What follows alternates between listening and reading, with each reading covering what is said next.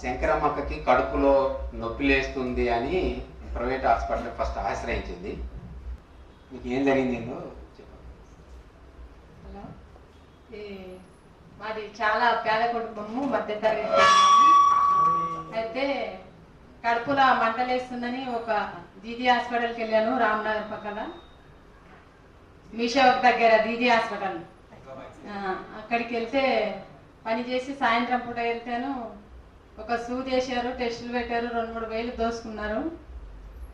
దోసుకొని తగ్గలేదని మళ్ళీ పనికి వచ్చి మళ్ళీ సాయంత్రం మళ్ళీ వెళ్ళాను. వెళ్తే అక్కడ నుంచి నీకు ఎప్పుడైనా స్కాన్ అయిందేమమ్మా, ఏమన్నా లివర్ గిట్లా ఖరాబ్ అయిండొచ్చు అంటే ఎప్పుడు కాలేదు సార్ నాకు అని చెప్పాను. అయితే స్కాన్ రాశారు, ఇది ఎక్కడ తీయించుకున్నాలి అంటే శివం రోడ్ దగ్గరికి వెళ్ళాను. అక్కడ పోయి స్కాన్ తీసుకొస్తే అక్కడ 1000 రూపాయలు ఖర్చు అయినాయి. అక్కడ నుంచి స్కాన్ తెచ్చి చూపించాను. చూపిస్తే మొత్తం నీకు నీటి పుడకలు వచ్చినవి, గర్భసంచి ఖరాబ్ అయింది, కొబ్బరి బండి అంత గడ్డ ఉంది, నీకు ఇది క్యాన్సర్ కావచ్చు, వేరే ప్రాబ్లం ఉండొచ్చు, ఇప్పటికిప్పుడు గర్భసంచి తీసేస్తేనే నీవు బతికి బయటపడతావు అని అన్నారు. అంటే డబ్బులు ఎంత అవుతామంటే రూమ్లోకి పిలిచి మాట్లాడి 70,000 దాకా అవుతుంది, టెస్టులు మళ్ళీ బయటికి పెడతామని అన్నారు. అంటే ఎందుకు గవర్నమెంట్లో చూస్తారు కదా అని అంటే వెళ్ళొచ్చు అని అన్నారు. అక్కడ నుంచి అక్కడ గాంధీ హాస్పిటల్కి వెళ్ళాను. అయితే అప్పటికి సరిగ్గా 1 గంట అయింది. అక్కడికి ఓపీ బంద్ అయిపోయింది. ఓపీ బంద్ అయిపోతే కోటకొండ అన్వేష్ అన్న గారికి ఫోన్ చేశాము. ఫోన్ చేస్తే అక్కడి నుంచి ప్రదీప్ అన్నని పంపిస్తాను, తీన్కోటి హాస్పిటల్కి వెళ్ళందమ్మా అని. అక్కడికి వెళ్ళాము. అక్కడికి వెళ్తే చూసిన రిపోర్ట్లన్నీ చూసి ఎంజీ హాస్పిటల్కి వెళ్ళొచ్చు, క్యాన్సర్ గడ్డలో ఉండొచ్చు అని అన్నారు. వీళ్ళు పెట్టిన రిపోర్ట్ల వల్ల చెప్పారు వాళ్ళు.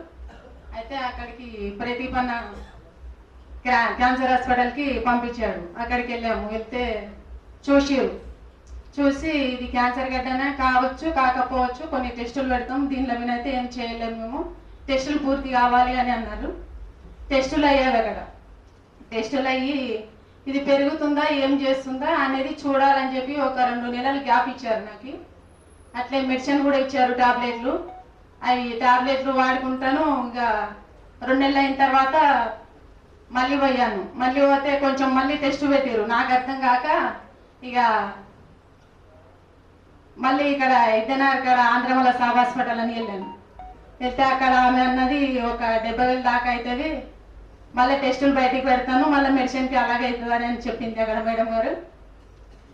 పోతే ఇంకా అక్కడి నుంచి మళ్ళీ క్యాన్సర్ హాస్పిటల్కి వెళ్ళాము.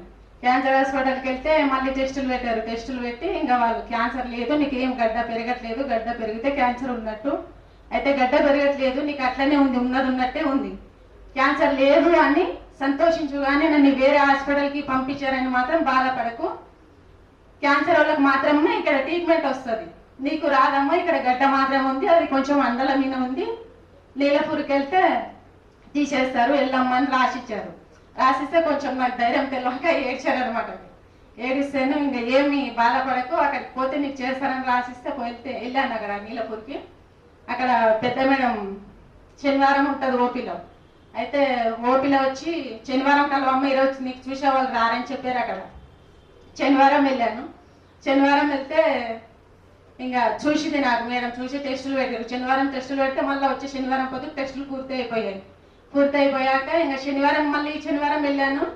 అడ్మిట్ రాశారు. ఆ రోజు 5 రోజులలో శనివారం అడ్మిట్ అయితే బుధవారం సర్జరీ అయిపోయింది. అన్న వాళ్ళు కూడా కొంచెం నన్ను మంచిగా పట్టించుకున్నారు, అన్వేష్ అన్న గారు, ప్రదీప్ అన్న గారు. వాళ్ళు ఏదొక్కటి ఏం అడగలే. నన్ను నీలాపూర్ హాస్పిటల్లో ఒక బెడ్ డొనేషన్ మాత్రమే అడిగారు, అది కూడా ప్రదీప్ అన్న ఇస్తా అని అన్నాడు. కాకపోతే మాకు ఉన్నారు కానీ అక్కడ ఊర్లలో ఉంటారు పిల్లలు, మేము ఒకటే ఇక్కడ ఉంటాము. అన్న కొడుకు వాళ్ళ ఫ్రెండ్ని పంపిస్తే బెడ్ డొనేషన్ ఒకటే ఇచ్చాము. అయితే గుండె టెస్ట్ కూడా ఉస్మానియాకి నీలపూర్ నుంచి అంబులెన్స్లోనే వెళ్ళాను, ఏం రూపాయి కూడా ఖర్చు కాలే, నాకు అంత మంచిగా అయింది. గర్భసంచి తీయలేదు, గర్భసంచి తీస్తే నువ్వు కష్టం తీసుకొని తినలేవు, చిన్న ఏజ్ ఉంది నీకు, అట్లా చూస్తే ఒక 40 ఏళ్ళు కూడా లేవు, ఎవరు నీకు పిచ్చా, నీకు ఎవరు చెప్పిన వాళ్ళు అని చెప్పి వాళ్ళు టెస్టులు చేసి మంచిగా చేసేవాళ్ళు. మీకు అర్థమయ్యేది కదా, అంటే ప్రైవేట్ హాస్పిటల్లో గర్భసంచి తీసేయాలన్నారు, అంటే ఎక్కువ బిల్లులు వేయడానికి. ఇవన్నీ గవర్నమెంట్ హాస్పిటల్కి వెళితే వాళ్ళు నిజంగానే చెప్పారు కాబట్టి అక్కడ నీలోఫర్ అయితే ఏమీ లేకుండా, ₹1 ఖర్చు లేకుండా, బ్లడ్ కూడా ఒకళ్ళు ఇస్తే ఒకళ్ళు ఆడ ఇవ్వాలి, మనం మాట్లాడితే ఇస్తామన్నారు. తర్వాత వాళ్ళు తెలిసిన వాళ్ళు ఇచ్చారు, లేకపోతే మేము అందిస్తామని చెప్పాము.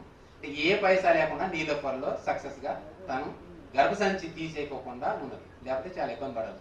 అంటే గవర్నమెంట్ హాస్పిటల్ని ఎలా మెచ్చుకోవాలి. అక్కడ నీలోఫర్ సూపరింటెండెంట్ రవి గారు కూడా చాలా ఛాన్స్ చెప్పాలి, చాలా కేర్ తీసుకున్నారు. అంటే ప్రైవేట్కి గవర్నమెంట్కి ఎలా ఉన్నది అనేది సార్ కూడా పరిగణలో పెట్టుకోవాలి. అంటే మేము గవర్నమెంట్ తిట్టడమే కాదు, గవర్నమెంట్ హాస్పిటల్ కూడా మంచిగా ఉంటుందని చెప్పడానికి